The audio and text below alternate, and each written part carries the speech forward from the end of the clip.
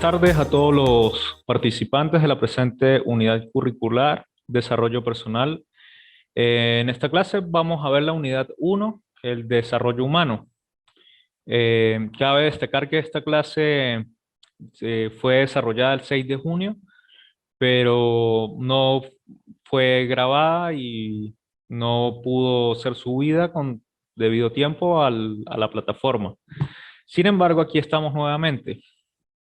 Mi nombre es Kevin Samir Parra, pueden ver mi teléfono y mi correo electrónico.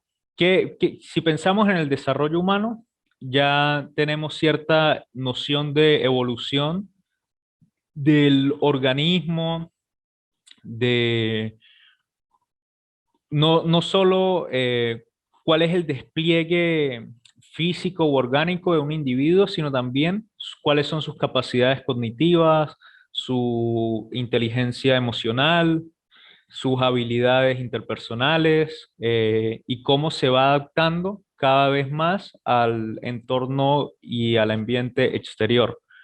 Entre los antecedentes teóricos del desarrollo humano, tenemos a John Locke, Jean-Jacques Rousseau también, y de muchísimo antes tenemos también a los filósofos griegos.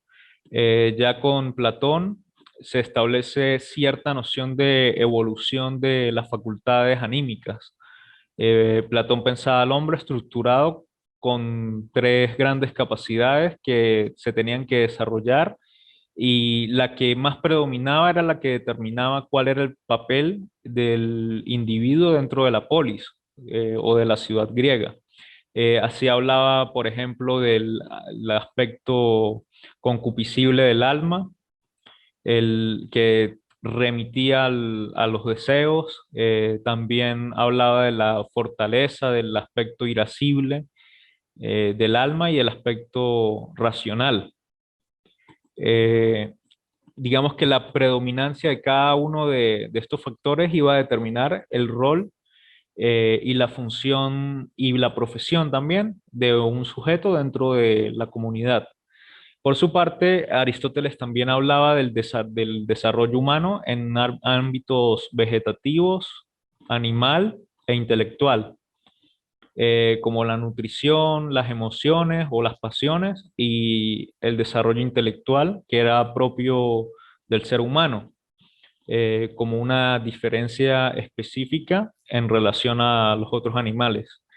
Por su parte, tenemos a John Locke, que fue un filósofo inglés, precursor del conductismo. También Aristóteles lo fue, porque Aristóteles produjo un organón, que es un modo de adquirir conocimiento, y también habló de la ley de contigüidad, que es básica del conductismo. Esta ley nos habla de un estímulo eh, que es propiciado por ciertas condiciones ambientales para desarrollar una respuesta. Locke, por su parte, consideraba al lactante, igual que Aristóteles, como un tablero en blanco, sobre el cual los padres, los maestros pueden escribir ciertas ideas para crear el tipo de persona que desean. Este concepto de la tabula rasa es predominante del movimiento filosófico llamado empirismo. Por su parte, Rousseau fue el filósofo francés que creía que el desarrollo ocurre de manera natural con una serie de etapas predestinadas que están internamente reguladas. Él considera al ser humano como el buen salvaje, que el ser humano nace bueno por naturaleza y es la sociedad la que lo corrompe. Contrario a Heber Spencer, que pensaba que el individuo nace con una tendencia hostil y es la sociedad la que lo corrige. Eh, bueno, también tenemos a Charles Darwin, que es como tal con quien se desarrolla una teoría del desarrollo humano de una manera un poco más científica a través de la biología. De hecho, Charles Darwin estudió a su hijo y de una manera sistemática a través de la observación directa, eh, tomando en cuenta cuáles eran los patrones de desarrollo que tenía de acuerdo a la etapa de su edad. Charles Darwin fue un biólogo inglés que originó la teoría de la evolución, la cual sostiene que todas las especies se desarrollan por medio de selección natural, la reproducción de los individuos más aptos para sobrevivir por medio de la adaptación al ambiente. También tenemos a Stanley Hall, el psicólogo estadounidense, llamado el padre del movimiento del estudio infantil. Y él escribió el primer libro acerca de la adolescencia. Tenemos también a Alfred Binet, que fue el psicólogo francés que desarrolló la primera prueba individual de la inteligencia, la escala Binet-Simon, en colaboración con Teodoro Simon o Simon.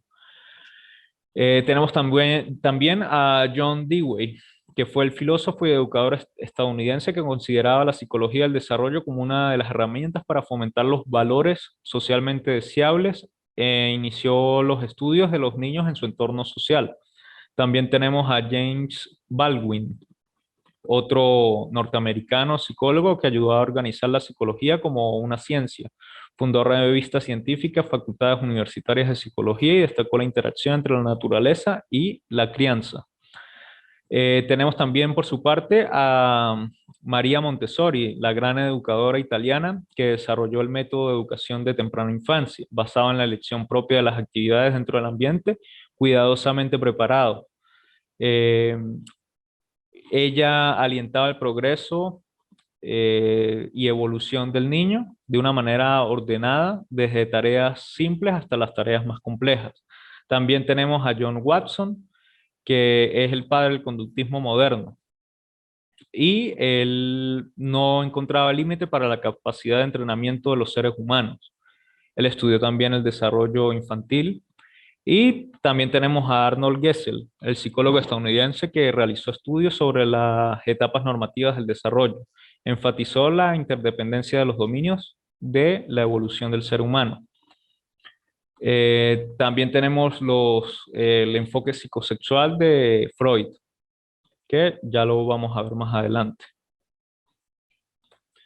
¿Qué es el desarrollo humano? El desarrollo es un proceso sistemático de cambio adaptativo en el comportamiento en una o más direcciones. Es un cambio sistemático en tanto que es coherente y organizado. Es adaptativo en el sentido que permite lidiar con las condiciones de la existencia interna y externa, las cuales siempre son cambiantes. Las direcciones o cambios adaptativos del comportamiento humano se dan en los siguientes ámbitos: en el desarrollo físico, en el desarrollo cognitivo, en el desarrollo psicosocial y en el desarrollo psicosexual. En el desarrollo físico abarca el crecimiento del cuerpo y del cerebro, que incluye los patrones de cambio en capacidades sensoriales, las habilidades motoras y la salud. El desarrollo cognitivo se refiere al patrón de cambio de las capacidades mentales, como el aprendizaje, la atención, la memoria, el lenguaje, el pensamiento, el razonamiento y la creatividad. A medida que vamos creciendo y en la adolescencia, más que todo se va desarrollando la etapa del razonamiento de las operaciones abstractas concretas. También tenemos el desarrollo psicosocial, que es el patrón de cambios en emociones, en la personalidad y las relaciones sociales en torno al ambiente en que vivimos y nuestra edad cronológica, en función de ciertas necesidades que se van asumiendo y se van adquiriendo también con el paso del tiempo. Por su parte, tenemos el desarrollo psicosexual del ser humano. Es una teoría de 1905 desarrollada por el neurólogo Sigmund Freud, quien se sostenía que el ser humano tiene en su interior una serie de pulsiones o impulsos sexuales y también impulsos agresivos que están reprimidos por el sistema de la conciencia y que permanecen en el inconsciente y afectan al sujeto a través de ciertas afecciones que se llaman la neurosis, que es un conflicto entre el deseo, un conflicto propiamente entre el deseo y las capacidades egosintónicas que tiene una persona. Freud propone 5 etapas del desarrollo psicosexual, las cuales son la oral, que va desde el nacimiento hasta los 18 meses de vida. En esta etapa, el niño empieza a experimentar y a conocer el mundo a través de la zona oral, que es la zona donde tiene una mayor concentración libidinal y experimenta con gran placer y júbilo el mundo. Si ustedes ven que los niños en esta edad suelen introducirse ciertos objetos en la boca, porque es esta manera de ir aprendiendo y conociendo acerca del entorno que nos rodea.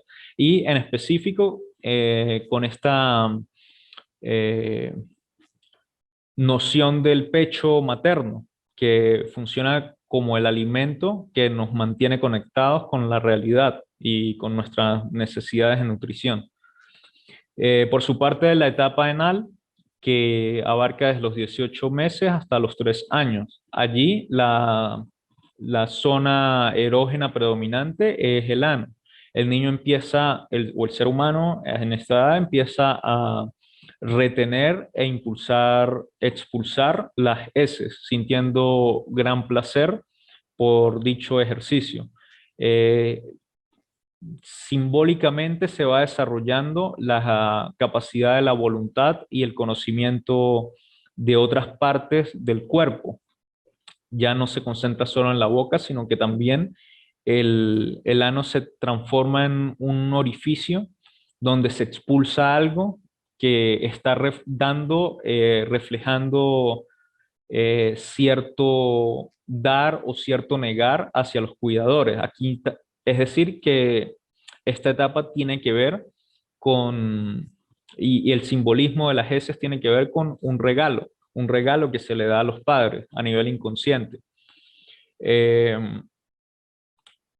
También está la etapa fálica, que abarca desde los 3 hasta los 6 años.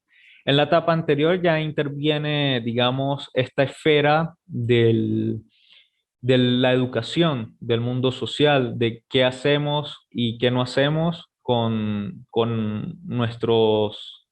eh, nuestros impulsos. Esto está permitido, esto no está permitido. Se empieza, digamos, allá a integrar y adaptar al cachorro humano a la sociedad.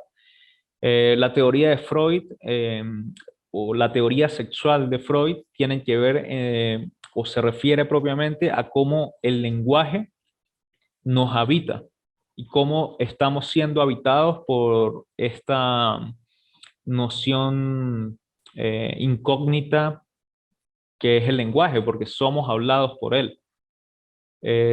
Tenemos por lo menos la etapa fálica, que va desde los 3 hasta los 6 años más o menos. En esta etapa se desarrolla un concepto, Freud desarrolla un concepto central de la teoría analítica que se llama el complejo de castración y el complejo de Edipo, que se refiere a los deseos eróticos sexuales dirigidos hacia, si es el varón, dirigidos hacia el progenitor del sexo opuesto y paralelamente una serie de impulsos agresivos y hostiles contra el padre del mismo sexo.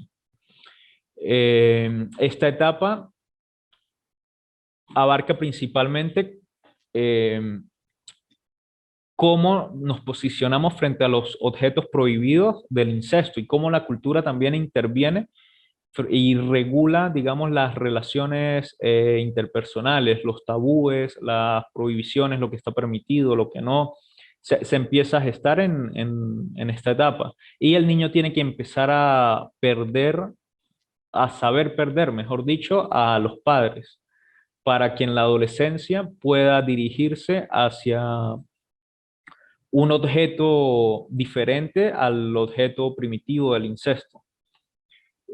Por su parte, después de la etapa fálica, en esta etapa la energía sexual se centra en los genitales, en el pene en el niño y en el clítoris en la niña. Y empieza una fase de autoexploración, de también de autoerotismo y de masturbación. Aquí también intervienen las sanciones de los padres o de los cuidadores. Eh, la etapa de latencia abarca desde los 7 años hasta la pubertad. Aquí todos los impulsos sexuales se subliman, es decir, se transforman a otras metas que no tienen un fin netamente sexual, pero sin embargo a través de las cuales se tiene una satisfacción y una satisfacción para ese gran otro representado por la cultura y el lenguaje que nos habita. El niño empieza a desarrollar ciertas actividades en el área artística, en el área deportiva, en el área educativa, empieza a formarse ciertas habilidades que lo ayudan a adaptarse mejor al entorno. También tenemos la etapa genital que se da a partir de la adolescencia. En esta parte, en cada etapa, el infante desarrolla el principio de placer fijadas en diferentes zonas erógenas. El principio de placer se refiere a que el ser humano, el organismo, mejor dicho, tiende siempre a evitar el displacer y buscar el modo placentero a través de la expulsión o la liberación, mejor dicho, de las tensiones. Para Freud, el núcleo de la personalidad en su segunda tópica, a partir de 1920 más o menos, está centrada en el ello, que es el eso, mejor dicho, eso que no soy yo, y el superyo, es decir, por la parte de las pulsiones, de las cuales nace el yo como constructo a partir del influjo de las pulsiones incestuosas y hostiles que están rechazadas, digamos, por el sistema cultural y el sistema consciente, y la realidad material efectiva. A partir de estas dos tensiones se va construyendo un yo. Y por su parte el superyo, que es el heredero del complejo de Edipo, cuando el niño, digamos, pierde esta ligazón libidinal que es de carácter incestuoso hacia los padres, queda un resto en la teoría de Freud, que es el superyo, y remite a la conciencia moral, lo que está bueno y lo que está malo, es esas vocecitas que nos dicen lo que es un tabú o lo que no. Por su parte, el desarrollo psicosocial lo desarrolla Erik Erikson, quien enfatizó la comprensión del yo como una fuerza intensa, como también una capacidad organizadora de la persona, capaz de reconciliar las fuerzas sintónicas y distónicas, es decir, las fuerzas que están acordes a la imagen de mi yo frente a mi semejante y frente a la realidad en que estoy viviendo. Y las fuerzas distónicas son aquellas fuerzas que, digamos, se desajustan eh, en función de mi relación con mi semejante y con la realidad. Entonces, digamos que a través de una serie de etapas y cómo se haya desarrollado el individuo en ellas, el ser humano puede aprender a resolver crisis derivadas de un contexto tanto genético, cultural e histórico. Y este histórico es no solo colectivo, sino apunta a una verdad subjetiva, a una construcción eh, particular de nosotros como inmersos en el mundo. Erickson describe 8 etapas psicosociales y propuso el concepto del desarrollo de la personalidad desde la infancia hasta la vejez, siendo que la conducta es el resultado de la maduración. Tales etapas son la confianza versus la desconfianza. Erickson se basó en la teoría freudiana, pero la extendió hasta la vejez y propone una serie de virtudes que se van desarrollando o adquiriendo a lo largo de la vida. Las 5 primeras etapas tienen las mismas, digamos, estatutos cronológicos o el mismo tiempo cronológico que las etapas que normalmente se llaman psicosexuales. Las etapas son la confianza básica versus la desconfianza, donde la madre o la cuidadora, el cuidador principal, que generalmente es la madre, funciona como un andamiaje y la construcción del psiquismo primitivo. Digamos que la confianza es la virtud que se desarrolla en el ser humano en esta etapa, para toda la vida. Es algo que marca desde como bien lo establece, hasta la vejez y hasta el día que dejemos de existir. La segunda es la autonomía versus la vergüenza. La tercera, la iniciativa versus culpa. La cuarta, laboriosidad versus inferioridad. La quinta, la identidad frente a la confusión, que remite ya a la adolescencia. La sexta, intimidad frente al aislamiento, que es en la etapa de la adultez joven. La generatividad versus el estancamiento es como tal en la adultez madura. Y en la adultez o vejez como tal, la integridad del yo frente a la desesperación. La cultura y la influencia en el desarrollo humano. El desarrollo humano, por su parte, eh, parte del precepto de que la conducta está determinada por la biología, por el entorno y por la socialización. Por un lado tenemos la genética, donde las células del organismo contienen los cromosomas, donde están los genes que determinan químicamente los rasgos y estructuras físicas del cuerpo de generación en generación. La genética advierte sobre las inclinaciones patológicas de los sujetos, también el temperamento y los procesos psicológicos. Por su parte, la herencia se refiere a todos aquellos rasgos y características producidas gracias a los genes, como la estatura o la calvicie prematura. Los caracteres heredados están en relación directa con el ambiente y también con los hábitos. Pero la conducta no es directamente heredada, sino que se aprende por modelamiento y por condicionamiento, es decir, por aprendizaje vicario, que es el aprendizaje que se da por modelamiento, por observación. Eh, por otra parte, tenemos la cultura y su relación con el individuo. ¿Qué sería la cultura? Es un modo total de vida de una sociedad o grupo que incluye costumbres, tradiciones, creencias, valores, lenguaje y productos físicos, todo lo cual constituye comportamiento aprendido que se transmiten de padres a hijos. La cultura como tal es una construcción simbólica del ser humano, porque precisamente tenemos lenguaje. O sea, la cultura remite propiamente a esa construcción psíquica, simbólica, que se da a partir de esta diferencia específica que es el lenguaje. Ahora bien, hay oposición entre cultura e individuo. Por un lado, el individuo tiende siempre hacia el principio de placer, tiende, digamos, en un sentido aristotélico a una felicidad individual. Um, Sin embargo, paralelamente interviene el eje cultural donde a su vez, mientras hay una tendencia egoísta en cada uno de nosotros, también hay una necesidad de coexistir en comunidad. Entonces, ambas nociones, ambas perspectivas, ambos hechos crean una brecha y un vacío en nosotros, o más que todo crean una problemática, que esta problemática se resuelve a través, puede ser, del sacrificio del deseo individual, desde la perspectiva psicoanalítica. Esto va a generar, por supuesto, un malestar en la cultura que se llama neurosis, que es un malestar que acompaña al individuo que vive inmerso en la sociedad, porque no puede complacer, digamos, sus tendencias agresivas, sus tendencias egoístas, sus tendencias sádicas, sexuales, eh, que remiten, digamos, a la estructura o el germen más primitivo de las pulsiones, no los puede sacar a la sociedad, sino que las reprime.